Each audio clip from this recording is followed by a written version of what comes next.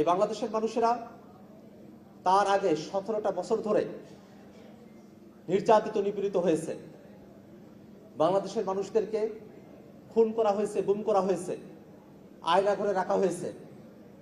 এর আগে পিলখানা হত্যাকাণ্ড থেকে শুরু করে নিয়ে শাপলা হত্যাকাণ্ড, 2018 সালের নিরাপদ সড়ক আন্দোলন, মোদী বিরোধী আন্দোলন, কোটা সংস্কার আন্দোলন, এমন কোন আন্দোলন সংগ্রাম নাই নৃশংসভাবে যে আন্দোলনগুলোকে আওয়ামী লীগ সরকার ধ্বংস করে দেয় নাই, নৃশংসভাবে যে আন্দোলন সংগ্রামগুলোকে আওয়ামী লীগ সরকার জুলুম নিপীড়ন করে নাই, এমন কোন আন্দোলন সংগ্রাম ছিল না।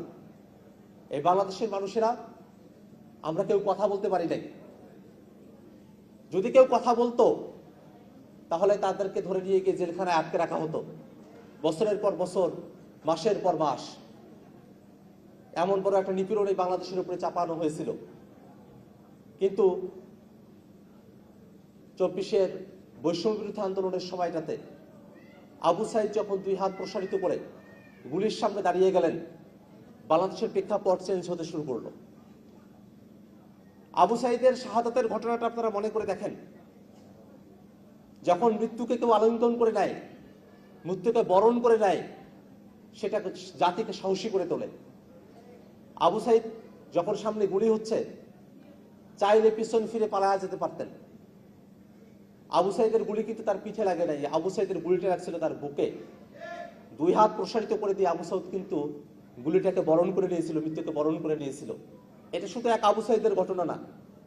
আজকে যারা এখানে শহীদ পরিবারের সদস্যরা আছেন, আপনারা জানেন, আপনাদের হয়তো অনেকেই, আপনারা যারা এখানে উপস্থিত আছেন, আপনারা অনেকে যারা আহত, তারাও এটা জানেন যে আমাদের আহত যোদ্ধারা এবং আমাদের শহীদেরা তারা জীবনের কোনো পরোয়া করে নাই।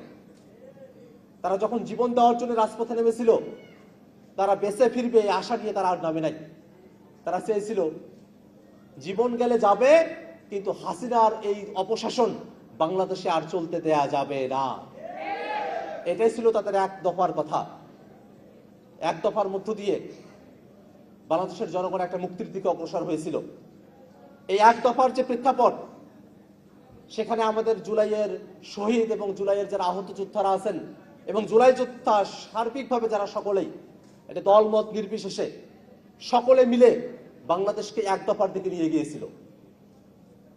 এই সাহস বাংলাদেশের মানুষের মধ্যে সঞ্চারিত হয়েছিল এবং বাংলাদেশের এমন কোনো বর্গ নাই, এমন কোনো সেকশন নাই, এমন কোনো গোত্র নাই যেখানে জুলাইয়ের আহ্বানটা পৌঁছায় নাই।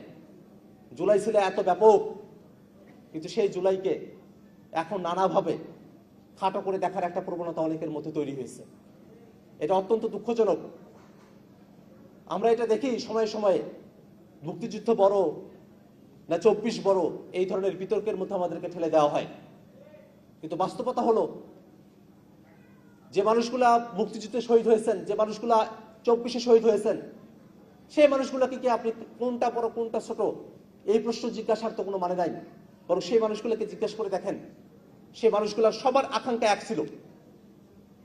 24 এবং 71 আকাঙ্ক্ষার জায়গা থেকে এক, বাংলাদেশকে বৈষম্য মুক্ত করা, বাংলাদেশকে সামনের দিকে অগ্রসর করা।